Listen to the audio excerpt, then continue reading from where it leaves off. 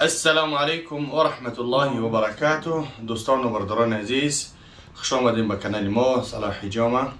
گفتی رسو که رد وی کاش دویز است. اگر که برای شما مشکلی نیاره انشالله подписаться کنید تا اینکه دیگه برادرها ببینن انشالله که هم تحفه نازنین بهترین یکی از بهترین تحفه قرآن الحمدلله کلام الله است. چی گفتنی هستیم برادران عزیز که برادر اکیس مردینه که میبینین گرانیتسا میبره برادرها کدامی که انشالله که حجتتون تمام شده برادرها آپت نیودیتیلن. یعنی بسیار وقت میبینیم شو خودم وقتی که سن پترزبورگ میرم میبینیم شو در میرن میان برای خودمون به سن پترزبورگ روی میکنیم الحمدلله بیگون مشکلی میبرن میرسونن. مثلا که مسکو پیتر مسکو مثل میتونن آدما رو برن بیارن همچنان بار برن بیارن خیلی خود از خلاص گپ پریواز کردن میکنن و همچنان گرانیت سرحدی قزاقستان گذاشتن.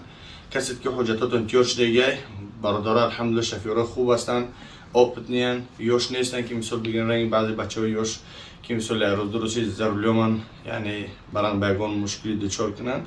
اولش که الله سبحانه و تعالی هر یک انسان محافظه میکنه میبره.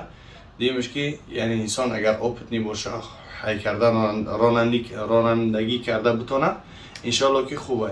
و هر کسی که گرانیته میره برای اونهای قرآن یا قرآن سفید یا اینکه سرخ یا اینکه سیاه یا اینکه کبود سبز چه رقمیش که مخلوط باشه برای شما انشالله که تحفه کرده میشه. قرآن تجویدی رنگش کبوتای سبزای شما نمیزنه اگر که چقدر هم که بخونیم و تجویداشو گفتگی با زبان انگلیسی. یک دیم که کسی که با دو سه نفر روی کنه برای اونها یک اپرات مساج کنه تحفه کرده میشه. شاید که امیر دمادی باشه در پروسس حجامه یا که تحفه کرده میشه و برای همون شخصیت یا اینکه برای همون شخصیت چیکار میکنه حجامه تحفه کرده میشه. کامپلکس ان شاء الله که حجامش میکنیم.